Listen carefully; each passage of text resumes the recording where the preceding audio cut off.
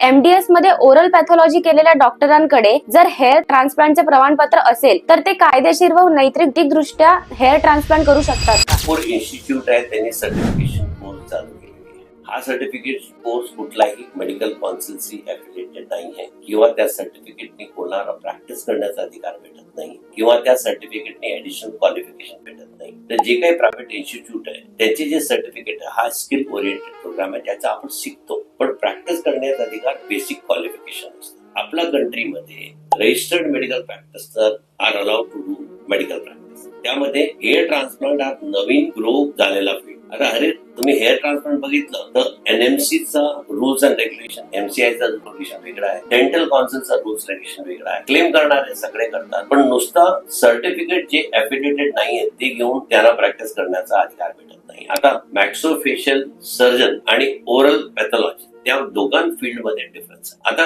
DCIने आपल्या नोटिफिकेशन प्रमाणे oral and maxillofacial सर्जनला cosmetic practice including hair transplant law मध्ये अलाउ केला आहे. तर त्यांना काही वाद नाही, ते करू शकतात, पण त्यांच्या शिवाय बाकी लोकांना त्यांनी कुठे नोटिफिकेशन नाही आणलं. तर आज ऑन टुडे हा म्हणणं डिफिकल्ट असेल की कुठलाही प्रायव्हेट सर्टिफिकेटनी ते प्रॅक्टिस करू शकतात.